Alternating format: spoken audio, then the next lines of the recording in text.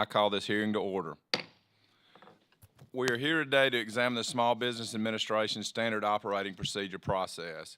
According to SBA, standard operating procedures are permanent directives that set forth the policies or procedures relating to SBA programs or activities. What does this actually mean? It means that SOPs instruct SBA employees how to do their jobs. They help program participants understand their responsibilities. They clarify laws and regulations. But this committee has been concerned for some time that the agency's SOPs are doing more than just that. Specifically, we are concerned that SBA is making legislative binding rules outside of the rulemaking process. The rulemaking process is governed by the Administrative Procedure Act, or APA, which sets forth the requirements agencies must meet when making rules and regulations. For example, agencies must provide notice to the public and allow time for public to comment. Agencies must then take into account these comments before finalizing a rule. But SBA is not required to go through these steps when developing its SOPs, and neither is any other agency. They are not required to solicit public input. And that is okay if what SBA or any other agency is developing are, in fact, standard operating procedures.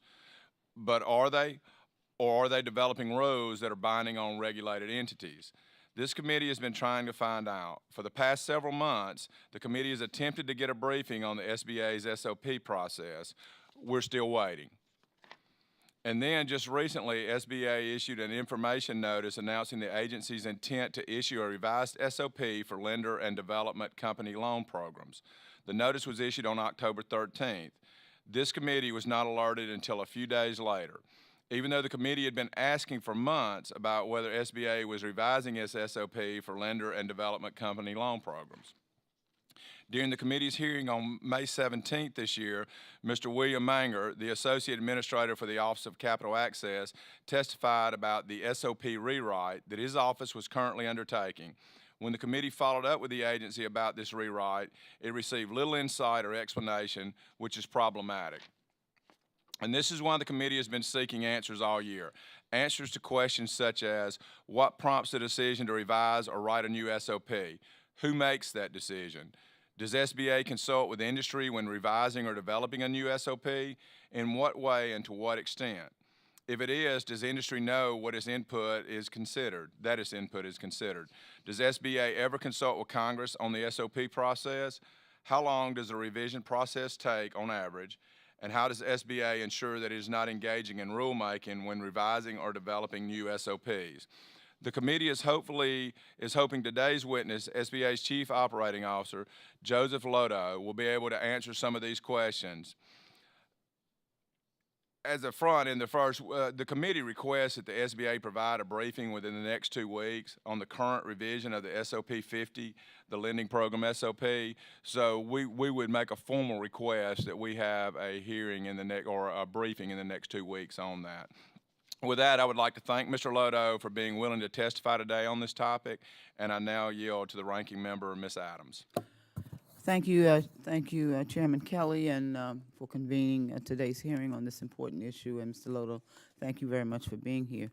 As the only agency in the federal government charged specifically with helping small businesses grow and succeed, the Small Business Administration is critical to our nation's overall economic health.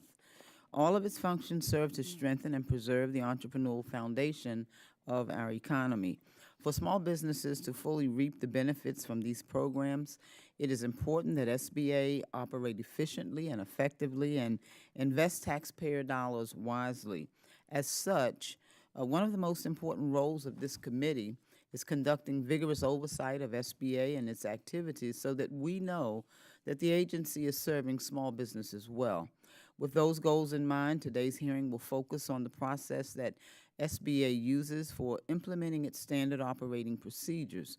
Considering that these documents set forth the policies and procedures related to the agency's programs and activities, it's critical that Congress be aware of how they are developed.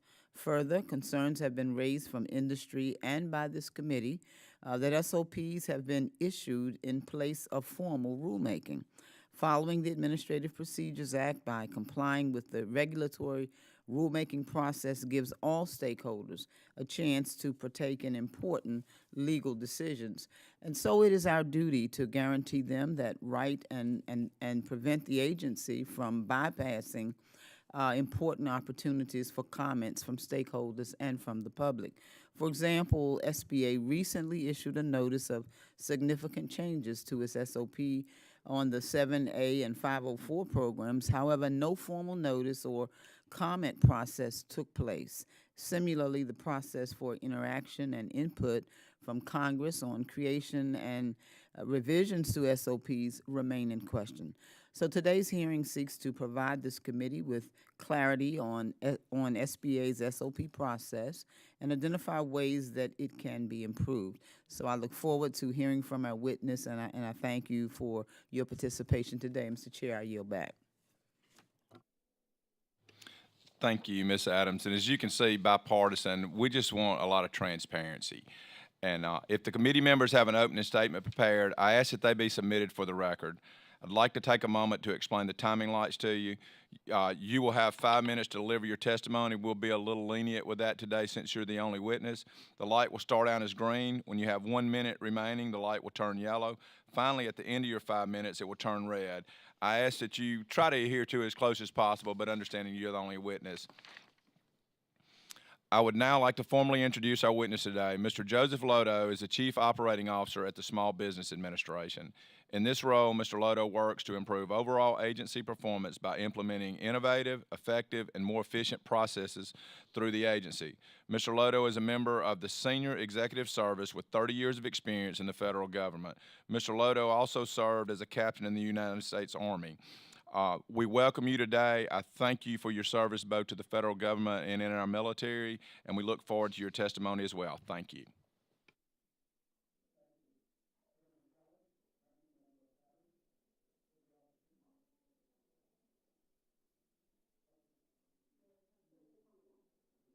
Got it. Thank you, Chairman Kelly and Ranking Member Adams, for the opportunity to testify today. First, let me say I understand the committee's oversight role.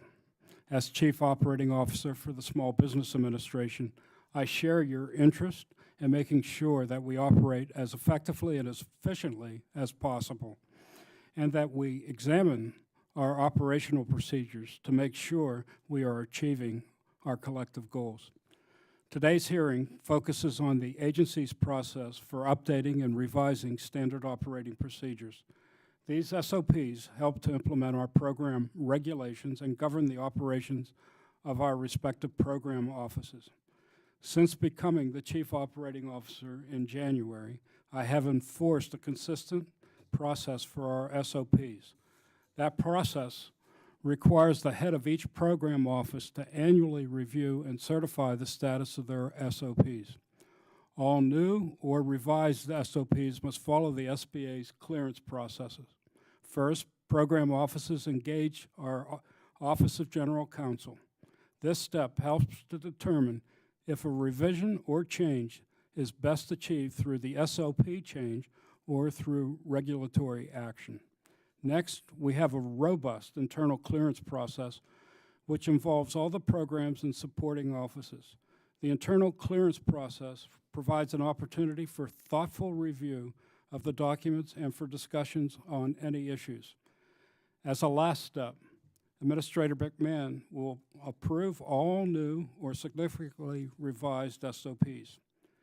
SBA's October update of the SOP for our business loan program provides a good example of this.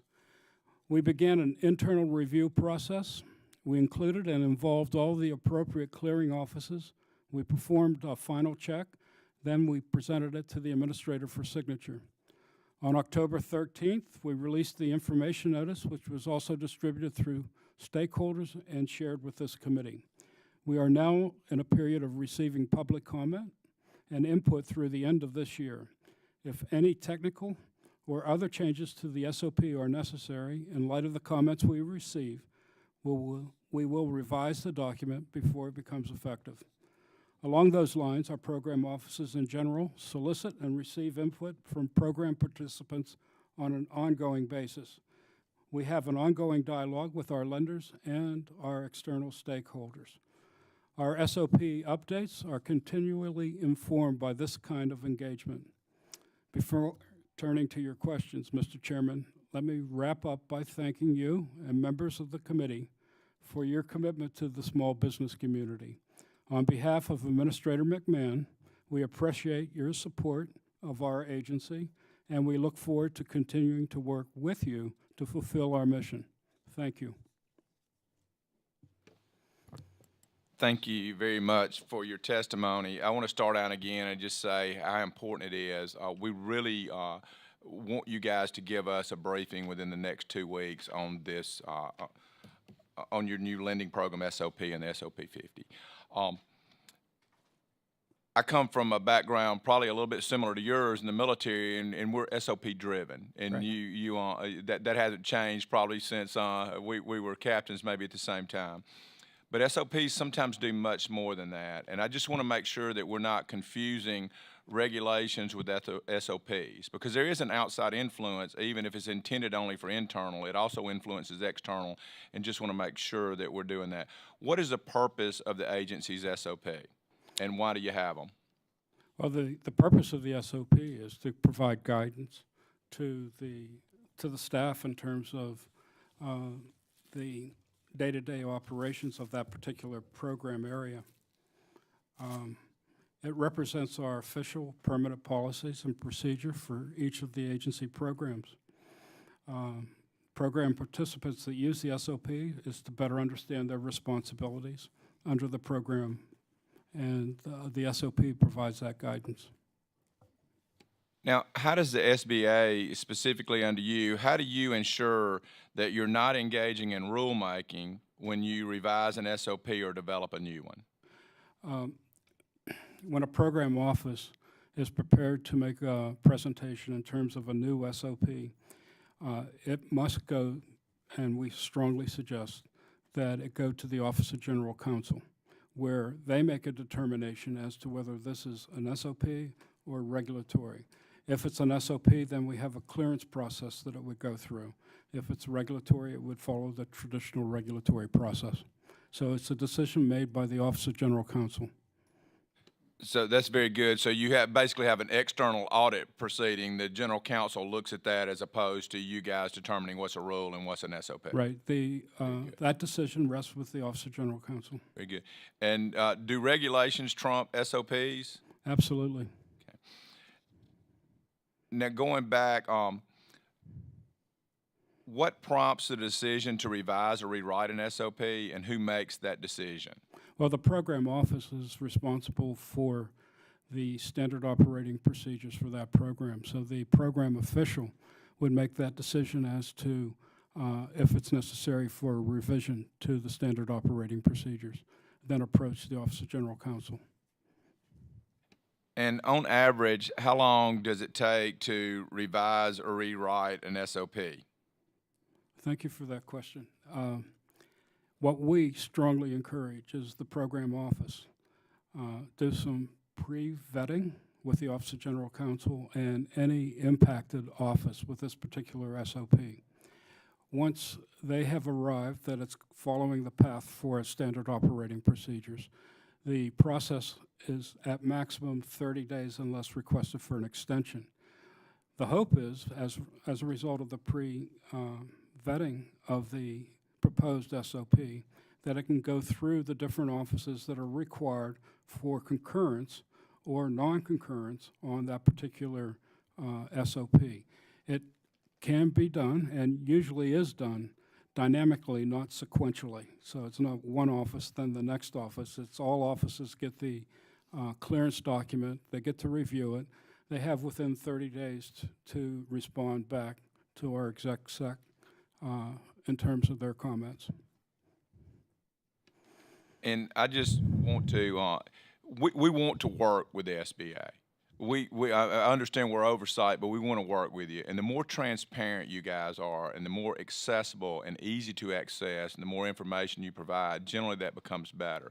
I know that from the military and serving with soldiers. When you're hiding something, even if it's not bad, I think it's bad. It's the same way with any organization, or I worked in retail.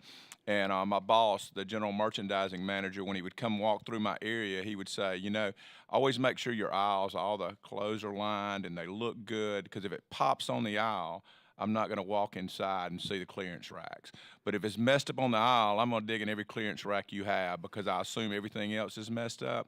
And it's the same way with this, Mr. Lodo, and I think y'all can do a whole lot better job of making sure that when we send requests, whether it's from staff or the actual members, that you comply with that, and I think it'll make our relationship that much better. And with that, I yield to Ms. Adams. I'd just like to make an observation. First, you bring back fond memories. But in addition to that, it's really important for us to have strong communications, and certainly with this committee. With that strong communication, we can get the coordination and the commitment to be able really to produce some desired results that we both want.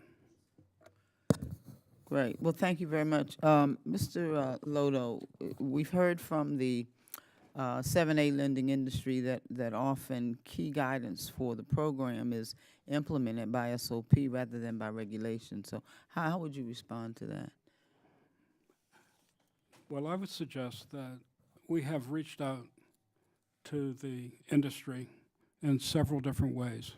On August 21st, 2017, we have a 66-page document that was outlining the response from all of the lenders. We did the informational notice on October 13th. And basically, we're giving lenders, as well as the committee, the opportunity to comment up until January 1st with the idea that these are the changes we're proposing, and if there are any technical changes that we need to make, we're certainly willing to do that. We all have the same interest, which is to be fair to all concerned, and we want to make sure this program continues to be highlighted as one of the best programs at the Small Business Administration. Okay, so did you say that these 66 pages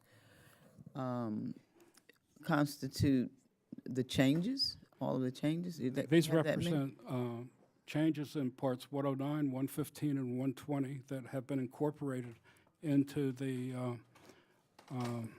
issuance of the SOP that's out for comment right now. We actually believe that this is a good way to go in terms of asking the community and the stakeholders to comment, build out what we've learned from those comments, build out the SOP, put it back out to the community and to the stakeholders as to here's what we're proposing for the SOP. We're asking for your comments from October, November to the end of December so we can make any additional modifications. Okay, so that's like 90 days too. Yes. Okay. How, if at all, does SBA engage congressional committees as it develops or updates SOPs and other agency guidance, and what improvements do you think could be made to this process? Well, certainly any communications would go to our Office of Congressional and Legislative Affairs.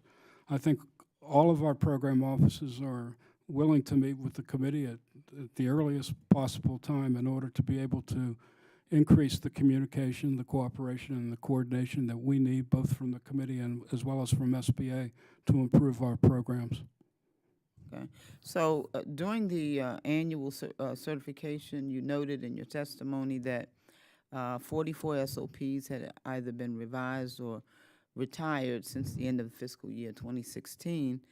Have you completed the certification for 2017, and to what extent do you expect further significant changes in the status of SOPs? And you may have answered some of that. Well, we did the certification process in January of 2017. We had all the program offices give us the date when they expected a revision, or if there was not to be a revision.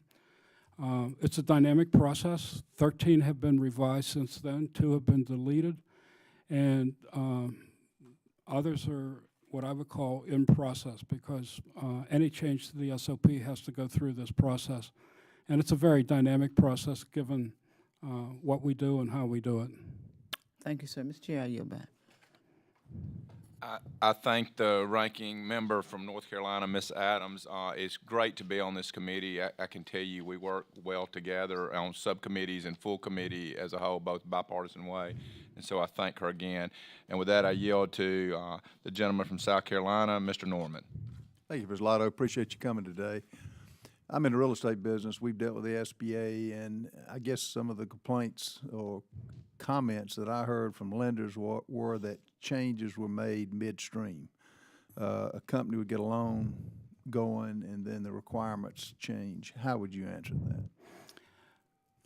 Well, first, I don't want to pick an argument with the lenders that you were talking with, but in August 21st, we sent through the Federal Register all the comments that we received from our external stakeholders, to include lenders, as to the changes that related to SOP 50-10. So we have that communications going on. I would urge that lender to work with SBA so that they're fully informed about what we're doing, when we're doing it, and our plans in terms of going forward. It's really important that we get the feedback from all of our lenders, our external stakeholders, so that we make a better product for our nation's small business community. A lot of them are reluctant, and you could see they're reluctant to not criticize, but offer, I guess, constructive criticism, because in their minds it could make it harder as they go down the line as another project comes up. How do you, when somebody, walk me through the process on when those comments are sent in, do you get back with, how do you answer those comments of the ones that are adopted versus the ones that are not adopted? In the notice that was in the Yes, Federal Register, Mm-hmm. we state what the comment was, and we state what the response was. I can assure you that if somebody is making a negative comment, we are not holding that individual in terms of reprisal in any sort. That's not who we are. That's not how we operate. So the idea is that we want the input, both positive and negative. That's the only way we can improve this program, or any of the programs that we have. And it's upon us to review what's being suggested, understand what's being suggested. If we don't understand it, ask, and come up with, in light of all the different responses we have, come up with a better program. That's our intent. We welcome the entire participation from the lending communities and the associations as attached to those lenders. Well, that's encouraging, and I urge you to keep that going, because y'all provide a vital service, and a lot of times the those that you're serving and making the loan to are not that well versed in the regulations, and it's almost a process. You have to walk them through it.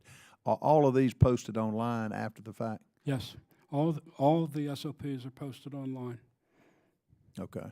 and the comments obviously are in the Federal Register. They're available for anyone to see. Well, you provide a valuable service, so I hope it encourage you to keep the transparency, as Mr. Congressman Kelly mentioned, because it's a vital service that you provide a good need. One other question: are y'all, when you make a loan, does SBA take a first or second position? Well, in the 7A program, we actually don't make a loan. We guarantee the loan. The lender makes the loan, Right. and we guarantee the loan.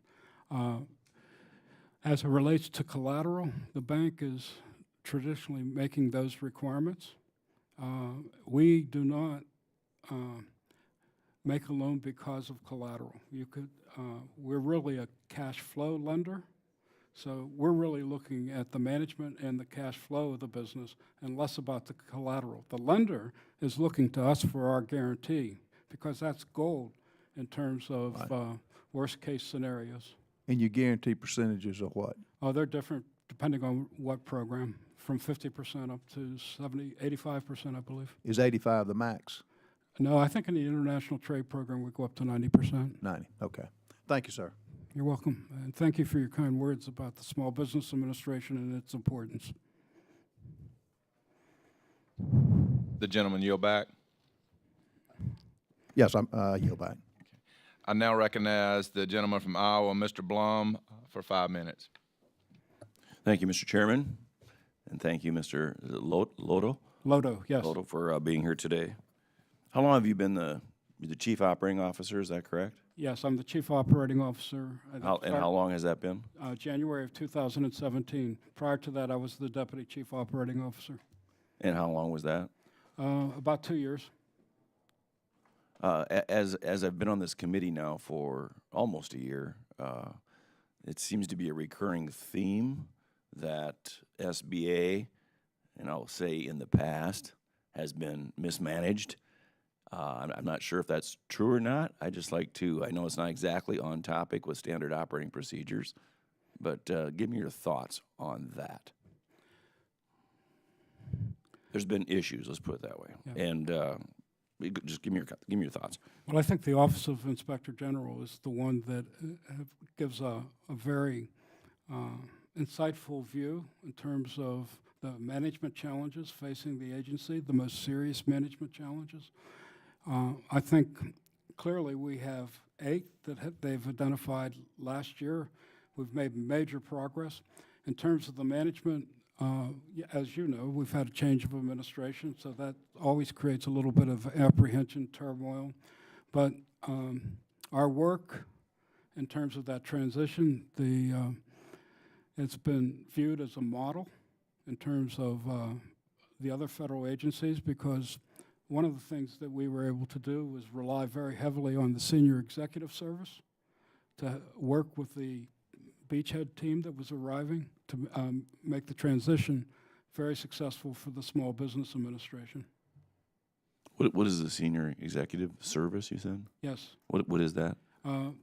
That's what I believe to be, and I think most would believe to be, the elite group of senior leaders in the Small Business Administration. Normally grade levels go grades basically 1 through 15.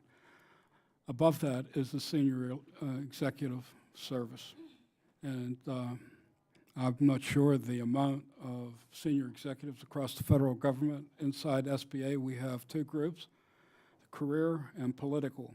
The career group totals about 26 individuals, and the political group can only be 25% of that group. But it's the senior-most people knowledgeable about the program areas within the Small Business Administration. You mentioned the biggest management challenges. You referenced that. What are those? Give me the top 2 or 3 in your estimation. First, the Office of Information Technology, our CIO office, has made a tremendous progress in terms of where we were, which lends itself to the question you originally raised, to where we are now. For example, we had 8 CIOs in about 5 years, which that type of continuous management is havoc. We have Maria Roth, who's testified before this committee, and has shown that she has built the foundation for us to really have an enterprise solution. That's one of the management challenges. Another, of course, is the Office of Human Resources, Office of Capital Access,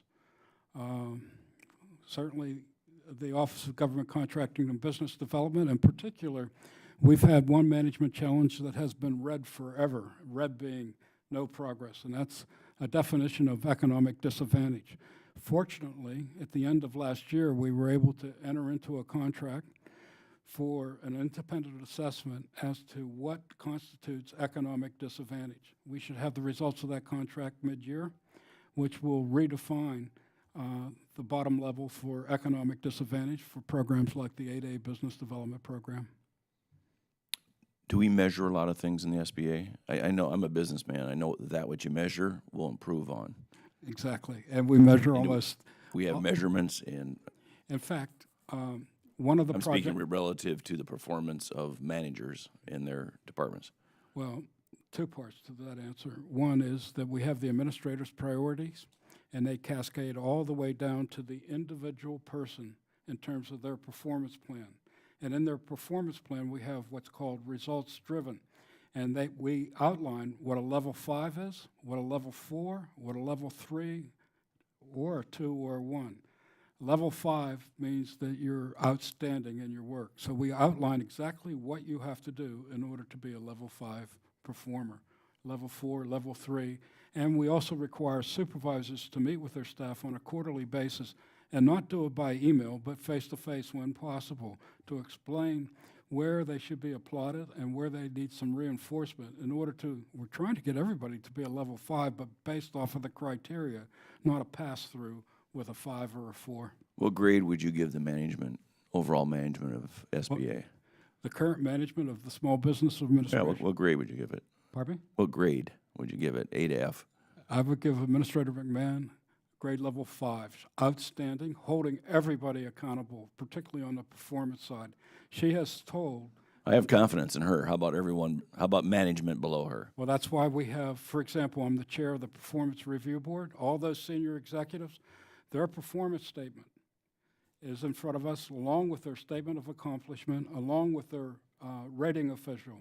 And we, as an independent body, view the grade level being given by the rating official and the comments made by the individual senior executive, as well as the comments made by the reviewing official. And we determine the recommendation to the administrator in terms of the grade level that that person should get, whether it's a 5 or downgraded to a 4 or downgraded to a 3 or 2 or 1. I'm sure Administrator McMahon will be happy you gave her a 5. I yield back the time I do not have. The gentleman's time's expired. I now recognize the ranking member, Ms. Adams, again for 5 minutes or a little longer if she needs. Thank you, Mr. Chair. I don't think I'll need that much time, but as a former teacher of 40 years, a professor, it seems like your whole class pass did well, huh? That's good. So let me ask you, we've heard concerns from 7A lenders regarding the requirement for a 10% equity injection for some small business borrowers, as well as spelled out in a newly issued SOP. We understand lenders may request a carve-out, such as for low to moderate income small business borrowers. So do you anticipate authorizing these kinds of requests, and how would a decision be made regarding them? As I mentioned before, the bank is the lender, and we guarantee the loan program. From our point of view, each individual loan is viewed separately in terms of its cash flow and its management. So it's not, I would have to defer to the program manager in terms of anything that would be macro, and that may require an SOP or a regulatory change. So do you have situations where if certain requirements aren't met, that you give them an opportunity to do that, or how does that work? Well, for example, One shot? I think we're very fortunate, the Small Business Administration, to have the entire economic toolbox to offer the nation's small business community. For example, our entrepreneurial development offers counseling through the Small Business Development Center, SCORE, Women's Business Center, online, 24/7. Here's an example of how it works in our disaster loan program, where disaster survivors are under stress when they're seeking a loan. Whether we approve it or not, they're under stress given the environment that they have inherited because of that particular disaster. Whether we approve the loan or whether we decline the loan, we provide to them local assistance in terms of technical assistance in terms of their business plan or whatever help that they may need. So if they were not approved for a loan, we're telling them to go to the SBDC, to SCORE, to the Women's Business Center, work out what we said that there was a shortfall, and come back to us with reapplying. Many times, we're able to approve the loan because of the technical assistance we've provided through our resource partners. That's how the synergy works with our programs. We all have something to offer together to the nation's small business community. Okay, well, that sounds like a pretty good process. So do you have, and so you have a pretty good return rate? In other words, they come back and then they may even get the loan. do you do any kind of follow-up to see, I mean, that you may have lost some folks? In other words, you send them Yeah. to Well, talk unlike to the the 7A Women's Business Center or wherever, and they did not come back. Do you have to do any follow-up or? Well, thank you for that question, because that's really important, because there's a big difference between, for example, the disaster program and the 7A and 504. Remember, I talked about guaranteeing the loan in the 7A? In the disaster program, we're the nation's bank. We're the banker, and we're making a direct loan to the disaster survivor. And once that loan is made, then we're responsible for servicing that loan, as well as, worst case scenario, a liquidation of the loan.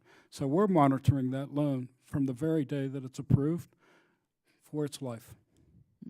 Okay. All right. Thank you, sir. Yield back, Mr. Chair. Mr. Lodo, I thank you again for your time here in front of the committee.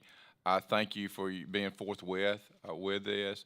I go back to, I can't remember if it was law school or somewhere I worked somewhere, but I remember reading a book about getting to yes. You know, and our SBA ought to kind of be driven by that. And I don't remember all the details of the book, but it means we shouldn't look for reasons to turn people down. We should look for either getting them in that program, or if that's not the right program because they don't qualify, letting them know what's available. And I think we in government need to do that a whole lot better, especially the more bureaucratic you get. We need to get to yes instead of looking for reasons not to do as much work.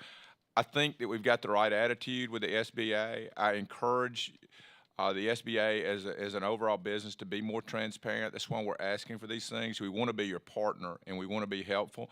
I thank our ranking member, Ms. Adams, for her insight.